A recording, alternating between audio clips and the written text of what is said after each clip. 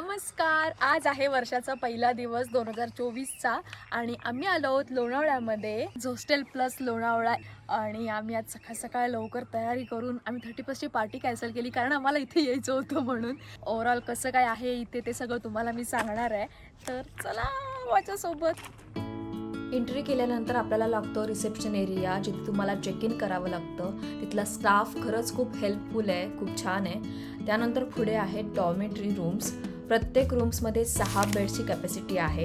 त्यानंतर लागतो कॅफेटेरिया, आणि कॅफेटेरियाचा एंट्रन्स खरंच खूप कमाल आहे, जिथे मी खूप फोटो काढले. तिथून पुढे चालत गेल्यावर तुम्हाला सनसेट एन्जॉय करता करता जर छान ब्रेकफास्ट करायचा असेल, डिनर करायचा असेल, तर मस्त सिटिंग अरेंजमेंट त्यांनी केली आहे. आणि येस, त्यानंतर आहे इंटरेस्टिंग पार्ट, तो म्हणजे लाईव्ह म्युझिक. हॉस्टेलमध्ये रोज लाईव्ह म्युझिकचं एक सेशन ठरलेलं असतं.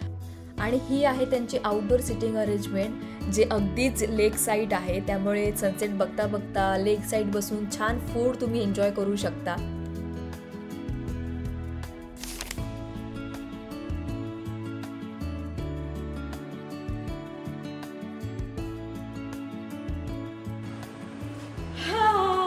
हा झोन मला सगळ्यात जास्त आवडला आहे, कारण हॉस्टेलचा हा एरिया आहे गेमिंग झोन.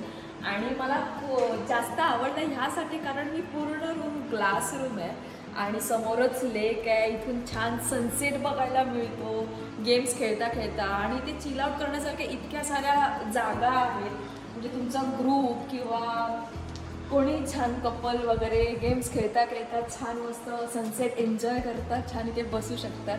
ग्लास रूम असल्यामुळे इथे खूप मस्त वाटते बाहेरून बघायला, आणि आतून सुद्धा खूप छान वाटते बघायला.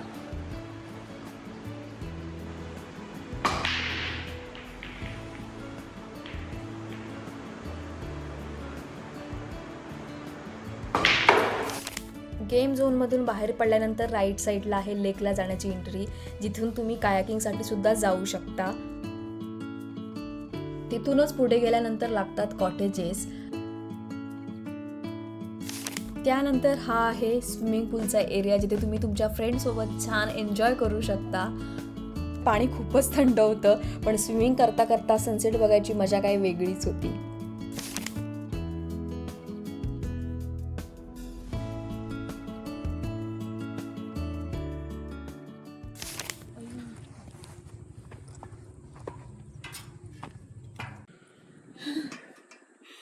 इथे छान रिलॅक्स करण्यासारखी जागा आहे. मला खरं तर भीती वाटते, कारण पाय असे खाली जातात आणि फक्त नेट आहे म्हणून.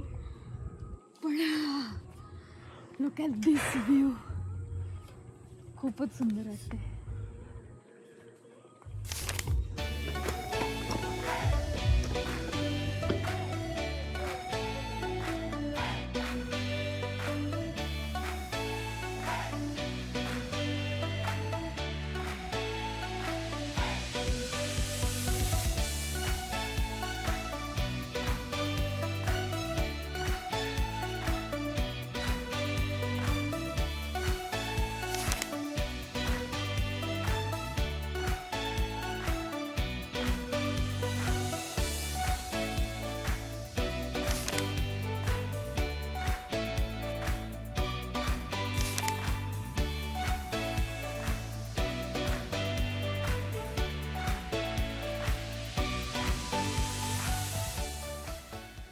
सनसेट झालाय. वर्षाची सुरुवात खूप सुंदर झाली आहे. वर्षाचा पहिला दिवस आज इतका छान गेलाय. मला खरं तर मला आणि साईला आम्हाला सनसेट खूप आवडतो. आणि आधी बऱ्याचदा असं व्हायचं की आम्ही सनसेट बघायला म्हणून स्पेशली भेटायचो, आणि मुंबईत आल्यापासून असं पीसफुल बसणं किंवा अशा ठिकाणी जाऊन सनसेट बघणं वगैरे आणि शांत राहणं हे झालंच नव्हतं.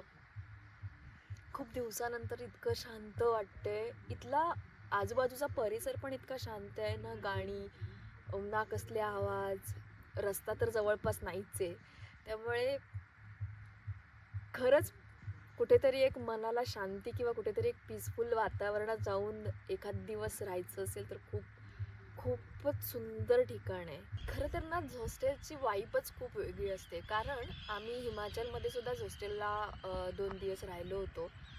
आणि त्यांनी जे ठिकाण आणि सगळ्या प्लेसेस ज्या ज्या ठिकाणी चूज केलेत त्या इतक्या उत्तम केलेत ना, की तुम्हाला आतमध्ये तर ऑब्व्हियसली त्यांनी बऱ्याच गोष्टी त्यांनी ठेवल्या आहेत. त्यांचं लाईव्ह सिंगिंग असतं, त्यांचं गेम झोन म्हणजे गेम रूम ऑब्व्हियसली जो तुम्ही बघितला तो आहे, इन्फिनिटी पूल आहे, त्यांचे छान जकुझीवाले कॉटेजेस आहेत, लेक व्ह्यू.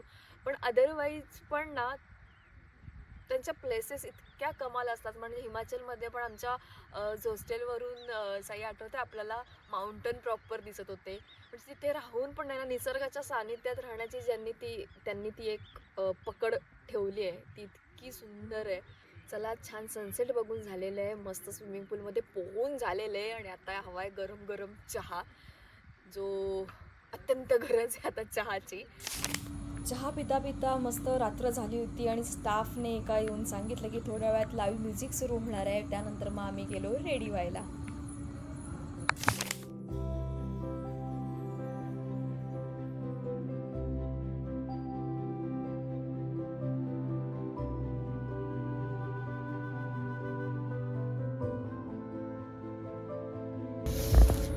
थंडी आहे इथे, प्रचंड थंडी आहे. इथली नाईट वाईफ इतकी कमाल आहे, मस्त थंडी पडली आहे. म्हणजे खरं तर मुंबईत थंडी अजिबातच जाणवत नाही, त्याच्यामुळे इथे जी थंडी पडली आहे ती खूप भारी वाटते. मस्त थंडी पडली आणि मला तर या थंडीत मस्त गरम सूप प्यावंसं वाटतंय. सूप किंवा काहीतरी खाईन गरम गरम असं. मॅगी खायची का आता आधी मॅगी खाणार, डिनरला मग सूप. हे बाजूलाच लेक असल्यामुळे खूप थंडी असते इथे, पण तरी माहोल एनर्जेटिक आहे.